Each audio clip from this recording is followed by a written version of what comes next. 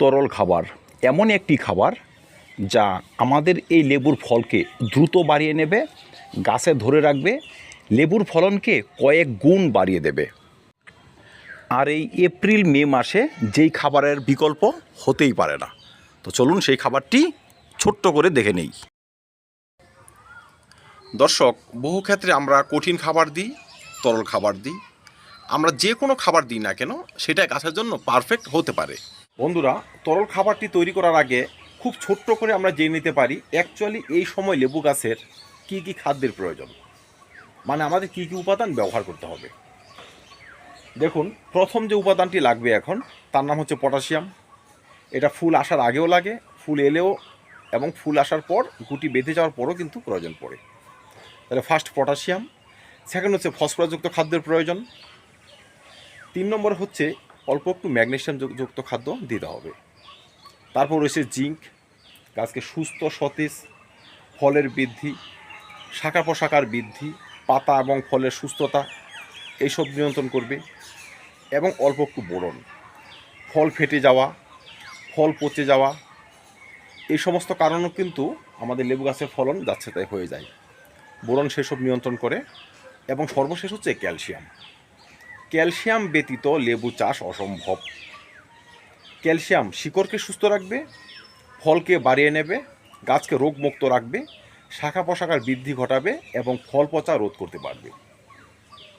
দর্শক, তো চলুন এই যে উপাদানগুলো, এই সমস্ত উপাদান আমরা তরল আকারে কিভাবে ব্যবহার করব, ঠিক কোন কোন উপাদান ব্যবহার করলে potassium, phosphorus, calcium, boron, magnesium এই ধরনের উপাদান থাকবে।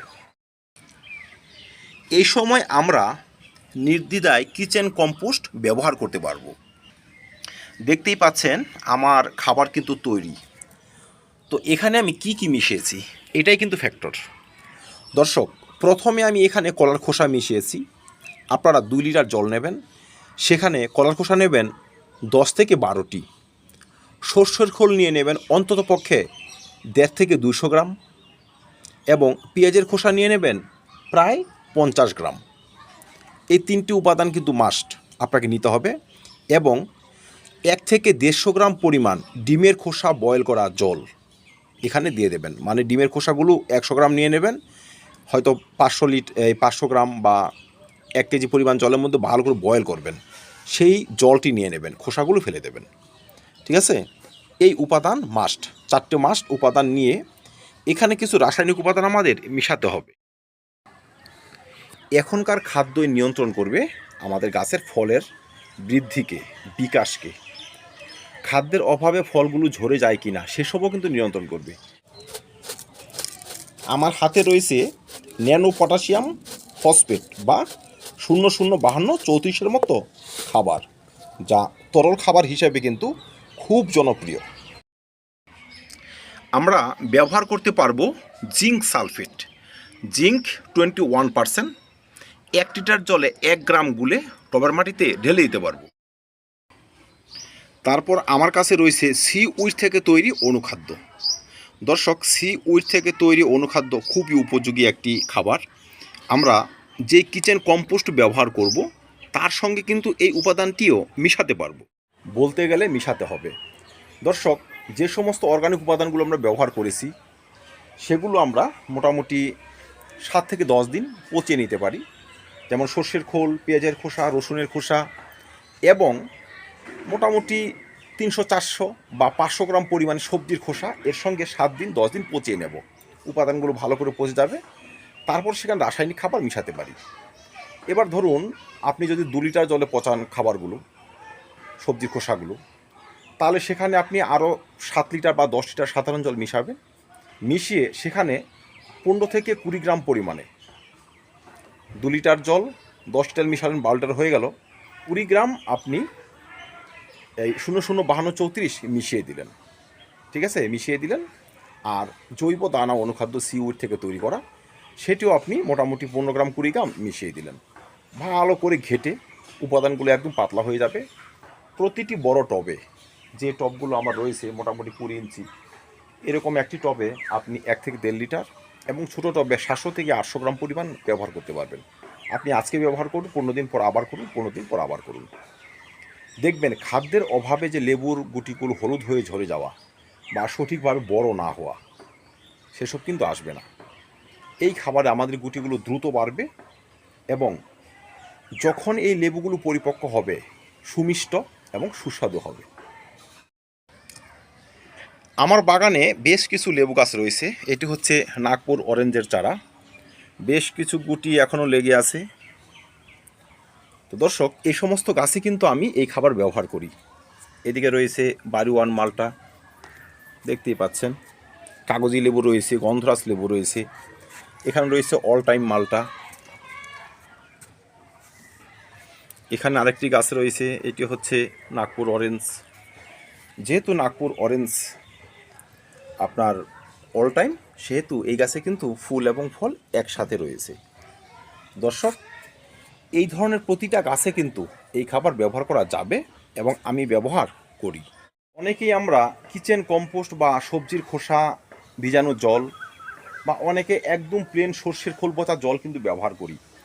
সেই ধরনের খাবার ব্যবহার করবেন না, কারণ এক ঘায়ে যদি শুধু কিচেন কম্পোস্ট আমরা ব্যবহার করতে শুরু করি, সেখানে অন্যান্য খাবার রয়েছে, সামান্য পরিমাণ রয়েছে, নাইট্রোজেন পরিমাণ একটু বেশি।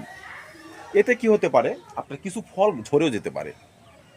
কারণ নাইট্রোজেন যখন গাছ অ্যাক্সেস পেয়ে যাবে, বিশেষ করে যখন নতুন বর্ষা আসবে না, যখন গাছ অ্যাক্সেস নাইট্রোজেন পেয়ে যাবে, নতুন করে শাখা প্রশাখা গজাবে। আর যখন শাখা প্রশাখা গজানোর প্রবণতা খুব বেশি হয়ে যাবে, তখন ফলকে ঝরিয়ে দেবে, ফুলকে ঝরিয়ে দেবে। কিন্তু আমরা যদি সামান্য একটু 005234 মিশাতে পারি, বা আপনি যদি ফুল অর্গানিক চাষি হন, বাদ দিন, কিন্তু কলার খোসা একটু পেঁয়াজের খোসা রাখতে পারি, সেখানে যথেষ্ট পরিমাণে পটাশিয়াম রয়েছে, ফসফরাস রয়েছে, জিঙ্ক রয়েছে, তখন কিন্তু সেই ধরনের সমস্যা আর আসবে না যে শাখা প্রশাখা বৃদ্ধির দিকে মন দিয়ে আমাদের ফলকে ঝরিয়ে দেবে, তা কিন্তু আসবে না। পটাশিয়াম, ফসফরাস গাছের কিন্তু তার স্ট্রাকচার সেটাও কিন্তু নিয়ন্ত্রণ করে। এক্সেস শাখা প্রশাখা গজিয়ে ফল ঝরার যে প্রবণতা, সেটাতেও কিন্তু নিয়ন্ত্রণ করবে। তাই আপনারা সামান্য একটু কলার খোসা, পেঁয়াজের খোসা, এই ধরনের পটাশিয়ামযুক্ত সার নেবেন।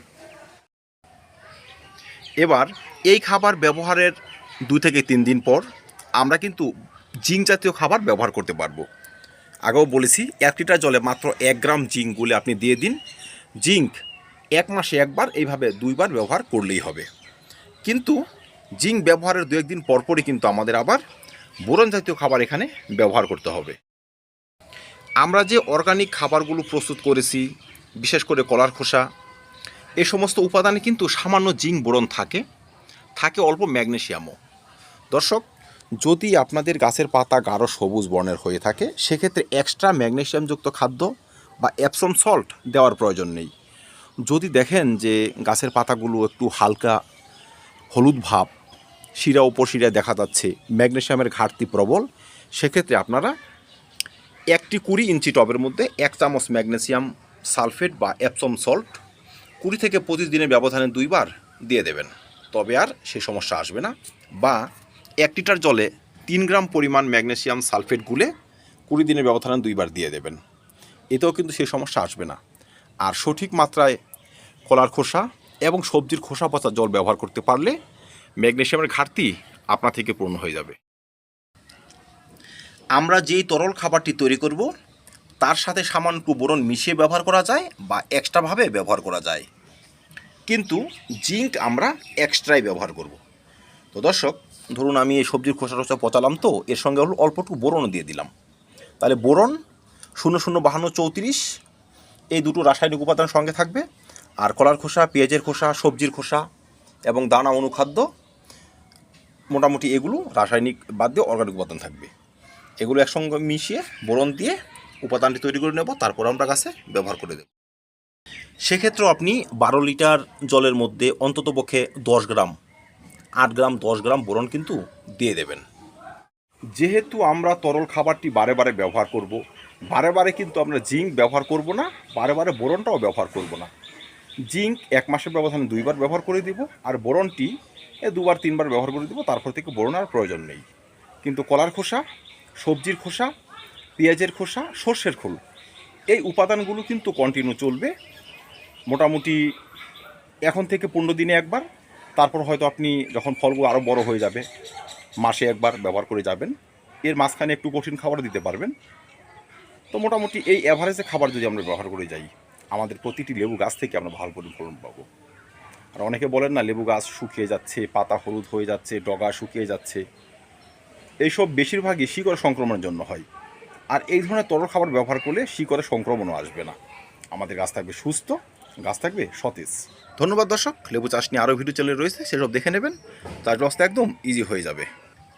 তো ধন্যবাদ, দেখা হবে অন্য ভিডিওতে অন্য কোনো টপিক নিয়ে। ভিডিও ভালো লাগে লাইক এবং শেয়ার করবেন, চ্যানেল সাবস্ক্রাইব করে পাশে থাকবেন। ভিডিও দেখার জন্য অসংখ্য ধন্যবাদ।